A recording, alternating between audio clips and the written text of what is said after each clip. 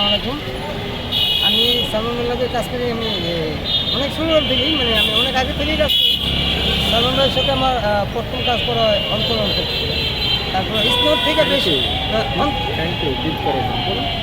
অন্তর থেকে কাজ করার পরে স্নোর থেকে গভীরতাটা বেশি হয়। আমাকে আদর করা, আমি তার কাছে গিয়ে তার কাছে যাওয়া, যাওয়ার পরে আমার ভাইয়া কী লাগবে, আমি একটা ছেলে কাজ করতে ভাইয়া সবার আগে ভাইয়ার জিজ্ঞেস ভাই কী লাগবে, বলে আমার তো ভাইয়াকে সালমান ভাই জিজ্ঞাসা করতাম, ভাইয়া কী লাগবে বলে মতে আমার কিছু লাগবে না।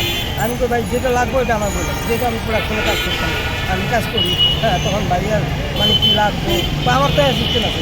এরপর থেকে না এখন থেকে আমি যতগুলো প্রোডাকশনে কাজ করবো সম্পূর্ণ প্রোডাকশনে মতি থাকবে। সালমান ভাই প্রতিটা ম্যানেজাররা বলে দিত, প্রতিটা প্রোডাকশনে প্রোডাকশন ম্যানেজারে বলতো মতি প্রতিটা প্রোডাকশনে থাকবে। আমি এই ভাইয়ের সাথে কাজ করা, আমি অন্য চ্যানেলও বলছি, যেমন আট থেকে 4 থেকে এগুলোতে বলছি, যেটা আমার বাবা মারা যায় আমার বয়স যখন 5 থেকে 7 বছর, আমার যখন 10 বছর, তখন তো 10-12 বছর ভাইয়ের সাথে যখন কাজ করি, আমার আমার বাপের আদর, আমার বাবার আদর তো আমি বুঝি নাই, সেই আদরটা একমাত্র আমি সালমান ভাইয়ের কাছ থেকে পাইতাম।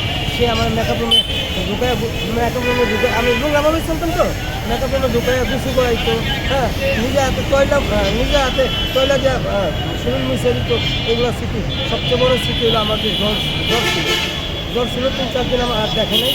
সে আমার বাসার ঠিকানা নিয়ে আমার বাসায় গিয়ে রাইতে 10টা-11টার দিকে 12টা-11টার দিকে গিয়া, সেখানে গিয়ে আমার বাসায় গিয়া আমার জল করতে যাওয়া, আমার বুকে টাইনে নেওয়া, তোর কি জ্বর, তুই আমার জানালি নাকে, কী হয়েছে আমি জানলাম নাকি, আমি তোর কয়দিন ধরে খুঁজি।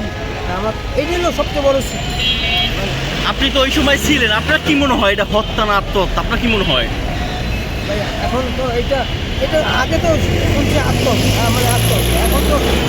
এখন তো সব বাইরে দিতেছে। এখন আদালত যা দিবে, আদালত যা রায় দিবে এটাই মেনে নিতে হবে আমাদের। কি চান আপনি?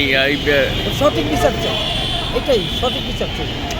অপরাধী যদি শনাক্ত হয় তাদের কি শাস্তি হওয়া উচিত বলে মনে করেন? একদম মৃত্যুদণ্ড শনাক্ত হওয়ার পরে।